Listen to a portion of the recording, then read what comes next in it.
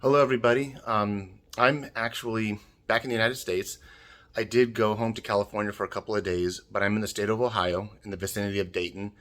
I'm at Wright Patterson Air Force Base, and I came out here for a military friend's retirement. We went last night. It was wonderful retirement. I'm actually going to go to the National Air Force National Air Force Museum. I've been there before, like 20 years ago. I was there last night for the retirement. But I'm going to hit it hard today. But what I want to introduce you to now is the first day when I landed here earlier in the day. It was on a Friday. I came across the Wright brothers memorial site and museum. It's a very small museum. So what you're going to see initially is what I'm seeing when I come into the museum. Then I'll go to the outside of the museum for some things there. These concepts, these things I'm going into actually overlap a little bit for my experiences in Germany. So for this video and for the next one I'm going to do when I'm at the museum, I'm actually going to put on both my channels, AdventureVin and Eurovin. So I'm going to run them both simultaneously. Those who are watching this on the AdventureVin one, where I have the KLR, I'm moving forward with what I'm going to be able to do with the KLR. I'll get more into that on getting that back on the road. But it's going to be about one or two different museum videos first, and then when I return to California, I'll be hitting the KLR motorcycle really hard and getting that back on the road. So I hope you enjoy these, and look forward to some comments. But like I said, if you're monitoring both channels and you see it on both channels, don't watch it twice. All right, have a good day, everybody. So I'm inside the museum, and it's talking about their first flight at Kitty Hawk in 1903. And then they came back here, a place called Huffman Prairie, and this is where they really started to define it and redesign what they were doing, making it more viable, more systematic, and refining what they had already done. So this little museum is through the national parks. It's actually, I guess it's Air Force property. National Parks just run it. Looks like that's a kite. It's a glider, unmanned 1902 unmanned glider. So this is probably one of the pictures people remember most. And when I was at Kitty Hawk, Orville and Wilbur were alternating the flights, those 4 flights. So this was the first one of the series of 4, and that's why Orville is at the controls there. So it talks about, some of their designs. Little timeline here. This is really interesting, being in this museum, kind of like the birthplace of flight, and then being at the Normandy museums with all those aircraft there. I actually have a model of that at home, no joke. It's still in the box.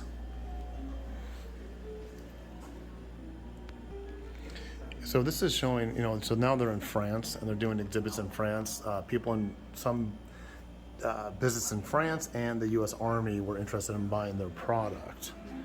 Now, if you start going into aviation history with the military, aircraft were first under the signal corps. They were used for scouts, for seeing, and for signaling.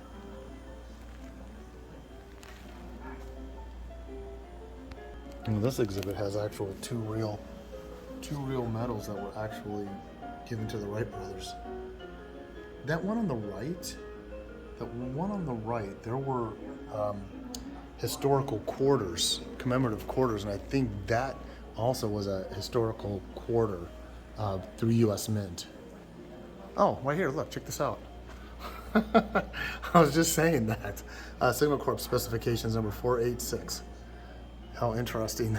I was just talking about how the Signal Corps was the first one to use aviation.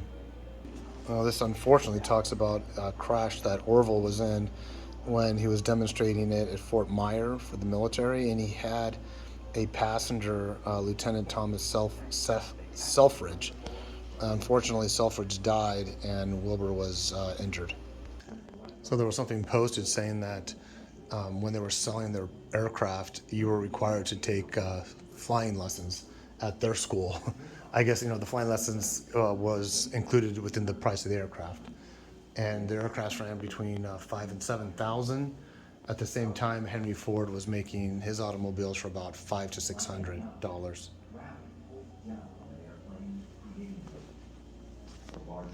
They do a really good job on talking about the the initial and the current way of how a aircraft operates, how it turns, with the different dynamics, multi-dimensional dynamics on how an aircraft has to be manipulated to make a clean turn without losing lift and thrust. Let's see what's going on here. Okay, this is the evolution of flight instruments. So this is really what they did. They held a cord up. They just put a cord up to kind of see how the pitch of the plane was going. So that was your first flight instrument. No kidding. That's very interesting. And then it went to this, where you have dials and gauges, very similar to what you probably have seen in movies and some smaller planes.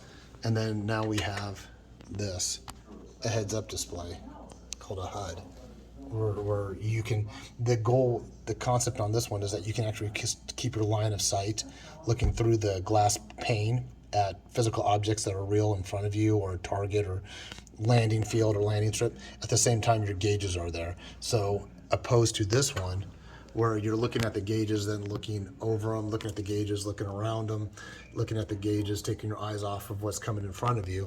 The heads-up display provides continuity of vision, where you're looking continually forward, but then you have the option of looking at your gauges without having to deviate or refocus around your dialed gauges like that. But that's what they had to work with, just a simple cord hanging to tell them how they were pitching or turning. So here they're talking about altitude. You can tell this person's all geared up, right? To keep from freezing. So there's a couple of things about altitude and without having pressure, is that without a pressurized aircraft, you don't have a good climate control, ambient climate control in there, and you don't have control of oxygen. I was talking in Europe about the B-29 Superfortress being the first aircraft to have a pressurized cabin, which allowed it to fly higher elevation, which probably assisted in dropping the atomic bombs on Hiroshima and Nagasaki. The B-29 Superfortress, Enola Gay dropped it on Hiroshima, and the B-29 Superfortress, called the Boxcar, dropped it on Nagasaki. They were the first pressurized planes, which also gave them a higher altitude where anti-aircraft couldn't reach them, nor enemy aircraft couldn't intercept them, because they couldn't climb that high as the B-29s were flying. Although not a very big museum in this area, very, very good on showing you how the evolution of aircraft built upon the predecessor on design. And of course, with design and engineering comes control and tactics. So, the pilot evolves with the machine also. And here they're introducing the jet engine. Sabre F-86 is on the right, first used in combat in the Korean War.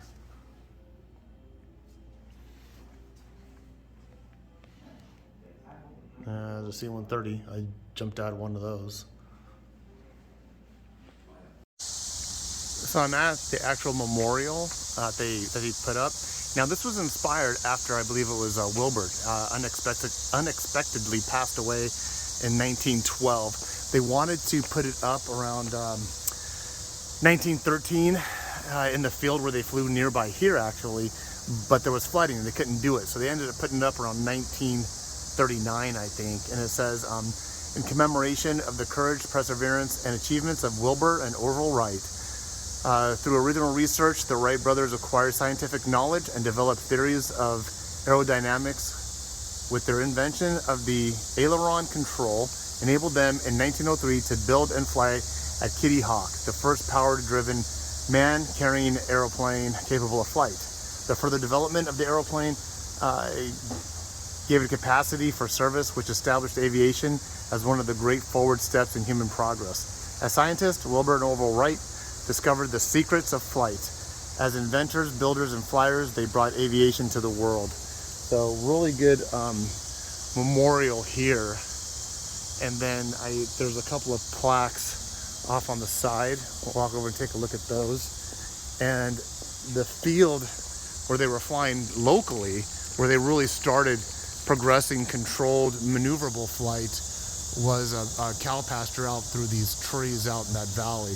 It's all, I guess, base owned, but there's access to the, I guess this arrow shows you where you should be looking, but it's all base owned. It's just, but civilians, without having military credentials, there is a civilian access point that you can actually go to. I don't know. There's a reproduction of the catapult that they used is out there also. So according to this plaque, that arrow is pointing to the hangar that they were flying out of here. Now, Kitty Hawk in North Carolina in December 17th, 1903 is what they're known for. You think of Wright brothers, synonymous with Kitty Hawk, also called Kill Devil Hills.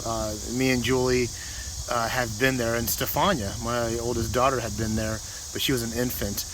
But once they did that, that was just basically getting an aircraft controlled takeoff and landing, but not maneuvering.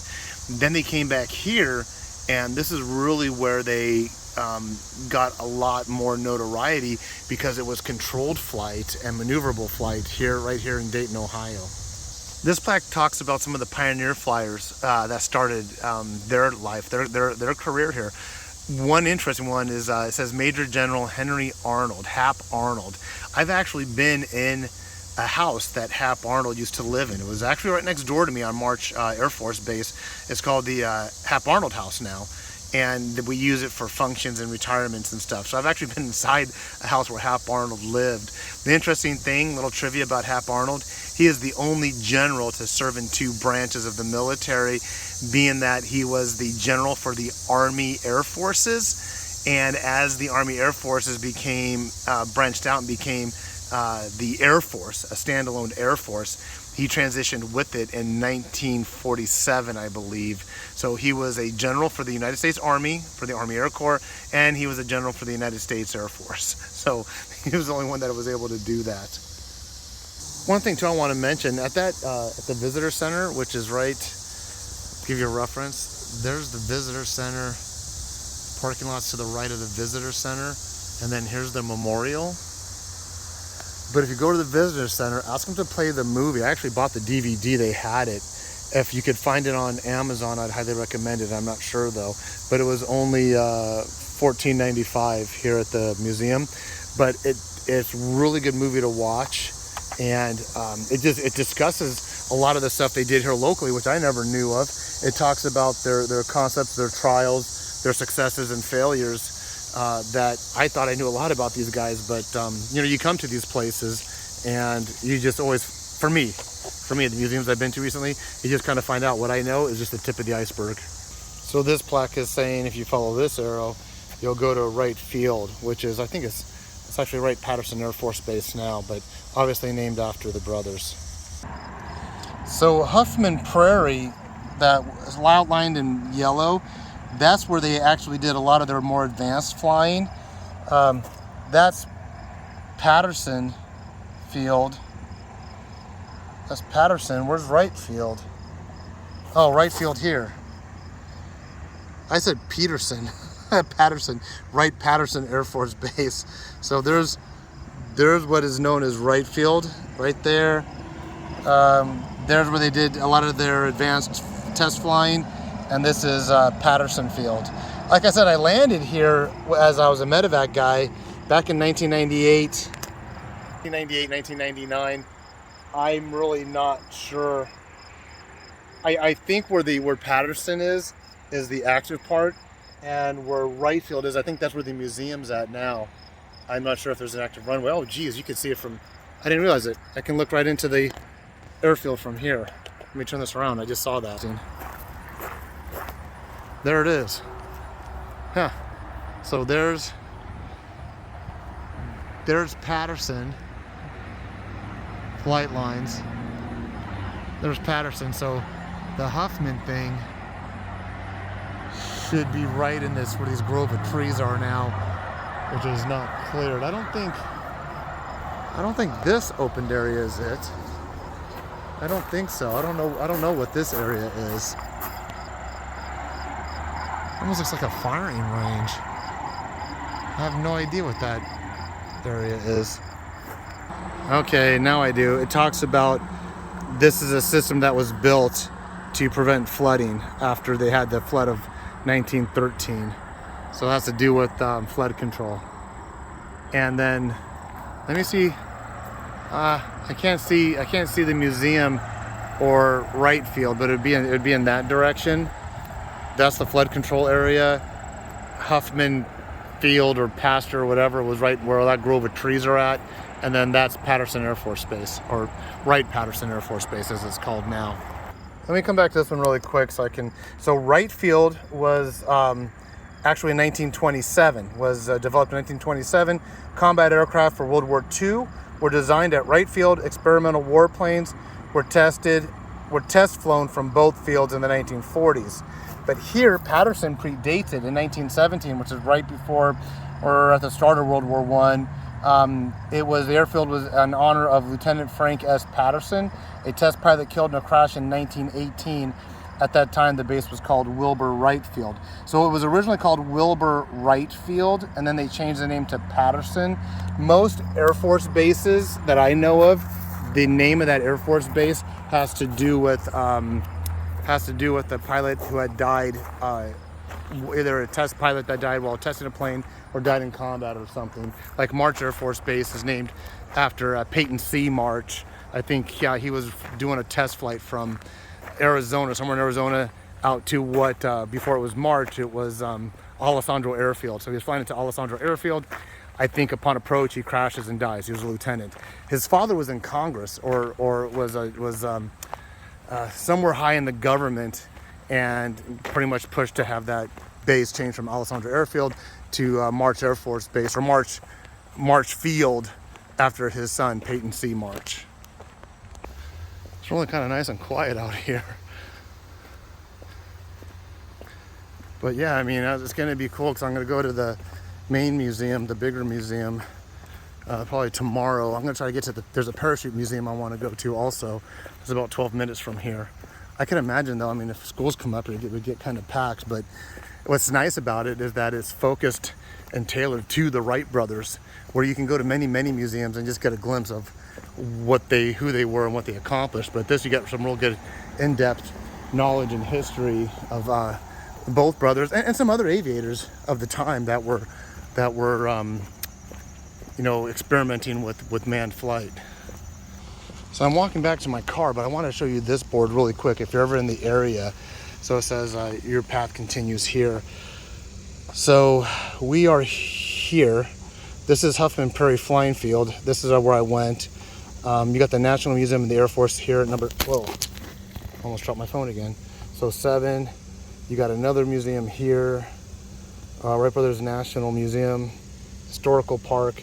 I mean, there is a lot. Waco Air Museum. So there's a lot of stuff right in this area that has to do with aviation and historical stuff. The one that people know though is the National Museum of the United States Air Force. That's the one most notable, one of the best air museums in the country and possibly even in the world. But there's lots to see here, so don't just focus in on that. If you got more than a day or two, check out some of these other museums. Man, I hate. Well, that wraps it up for this one. A little bonus one. First Adventure Vin video I've done. Hey, the KLR, I got plans for that. So those who follow me because of the KLR, stay tuned. At the end of this month, I'm gonna have some good news. Bye.